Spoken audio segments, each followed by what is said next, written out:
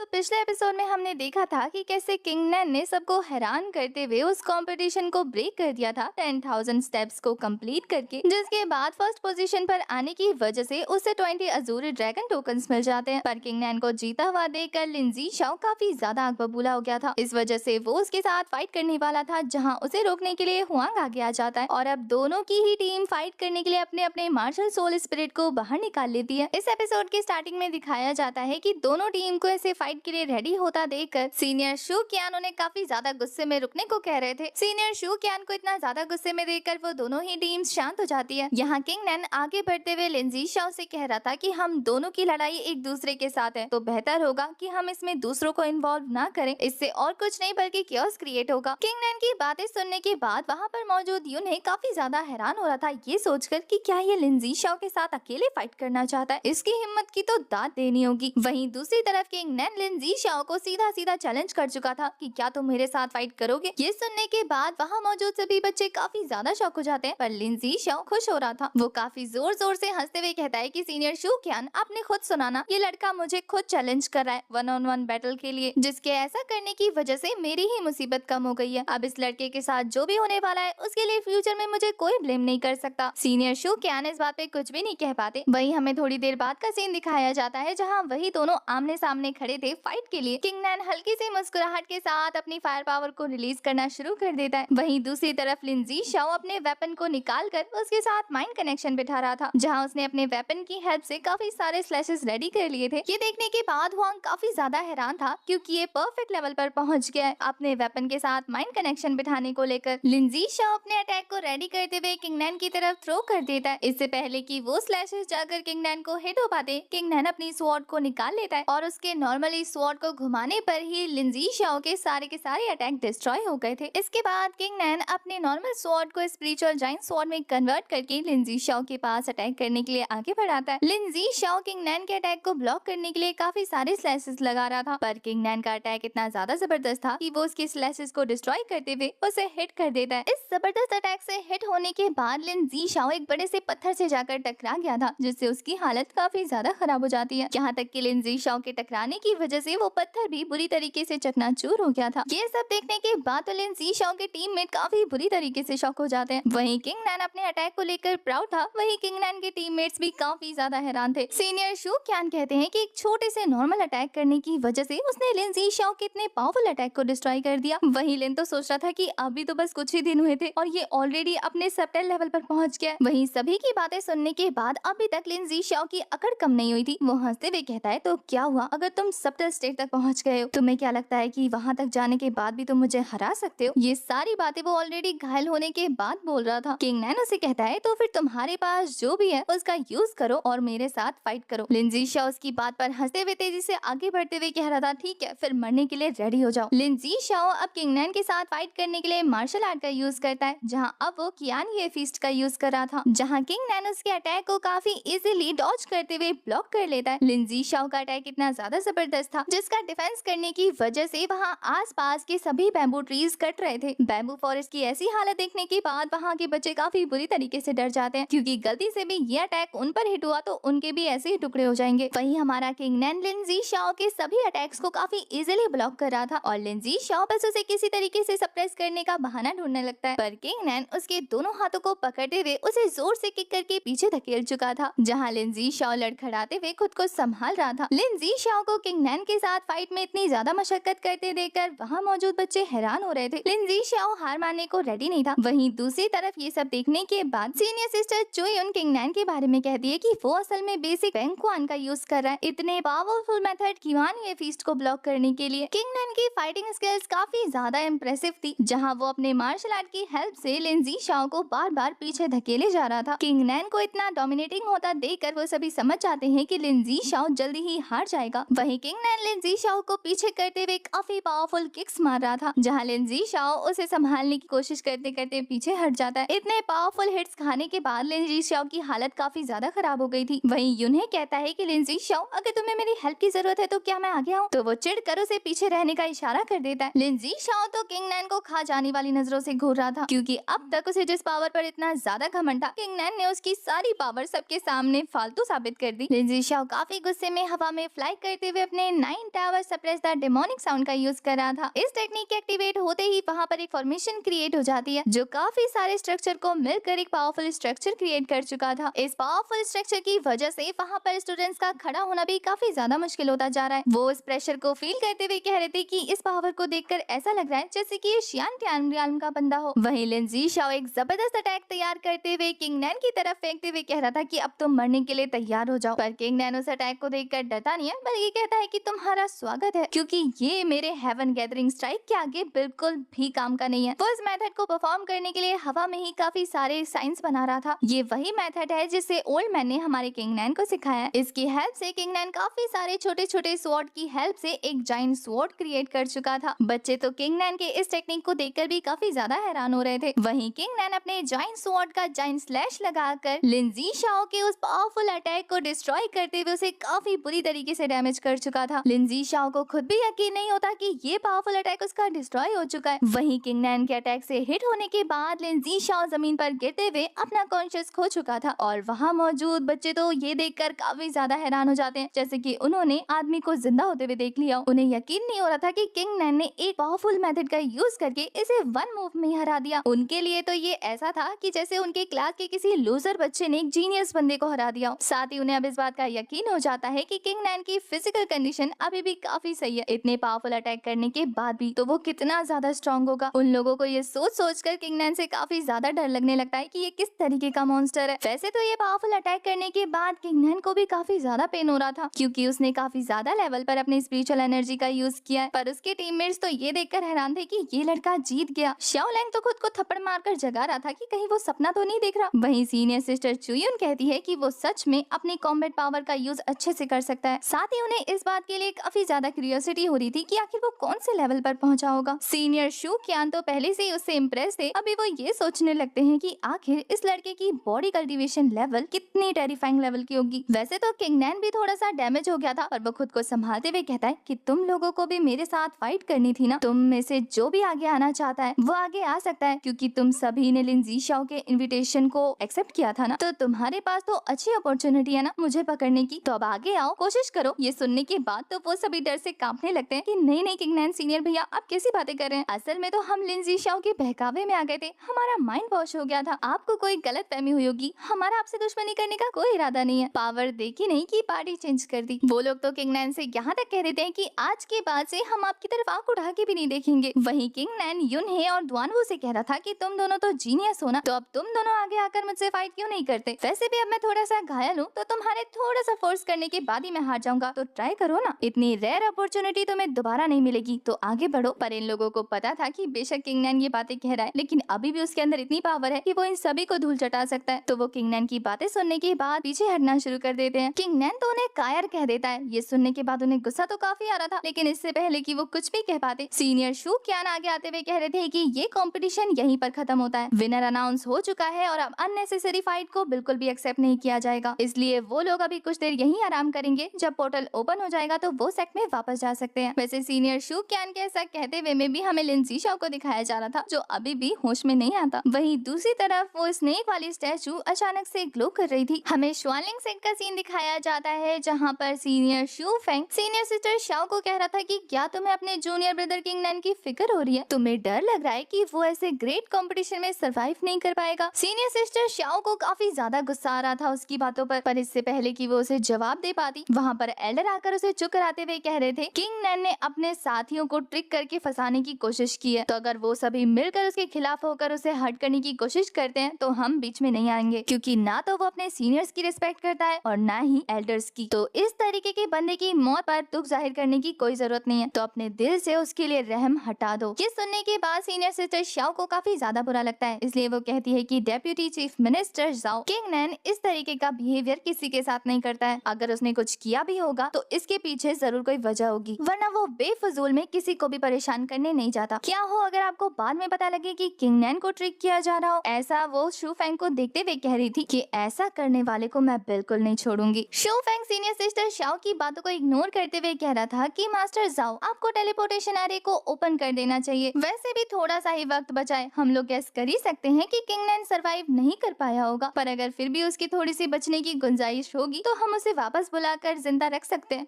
Deputy minister जाओ काफी खुश होते हुए कह रहे थे कि मुझे तो लगता है कि किंग नैन अब तक पक्का मर चुका होगा। अगर तुम्हें गैस करना ही है तो ये गैस करो कि कितने अटैक्स में उसका काम तमाम हुआ होगा। ये कहते हुए वो अपने आसपास मौजूद एल्डर से कहता है कि तुम लोग भी बता सकते हो। जहाँ डेप्यूटी मिनिस्टर जाओ के पास खड़ा हुआ एक मास्क मैन कहता है कि ये गैस करना काफी ज्यादा इंटरेस्टिंग होगा। उस लड़के के पास थोड़ी कल्टीवेशन स्किल्स मौजूद है, तो ये अंदाजा लगाया जा सकता है कि पक्का उसने 3 मूव्स में अपना दम तोड़ा होगा। वो सभी आपस में किंग नैन का मजाक उड़ाने लगते हैं कि तुमने तो काफी ज्यादा बोल दिया, मुझे तो लगता है कि 2 मूव्स भी उसके लिए सरवाइव करना काफी मुश्किल था। ये सारी बातें सीनियर सिस्टर शाओ को काफी ज्यादा गुस्सा दिला रही थी, लेकिन वो चाह के भी कुछ नहीं कर पाती। वो बस उन्हें मजाक उड़ाता हुआ सुन रही थी। इससे पहले कि सीनियर सिस्टर शाओ आंख बुबुला होकर कुछ भी कह पाती, वहाँ पर एक आवाज आती है जो कह रहा था कि वैसे तो सिटिंग एरिया को काफी ज्यादा एलिगेंट और पोलाइट होना चाहिए, पर यहाँ पर तो देखकर ऐसा लग रहा है जैसे कि मेरे भाई की जिंदगी और मौत का मजाक उड़ाया जा रहा है। उस पर्सन को देखने के बाद शू फेंग की हालत खराब हो जाती है, क्योंकि ये बंदा और कोई नहीं बल्कि गोंग यांग था, जो कि वहाँ मौजूद एल्डर्स की हरकतों से काफी ज्यादा गुस्सा होकर एंट्री ले रहा था। उसकी एंट्री के साथ हमारा ये वाला एपिसोड हो जाता है खत्म।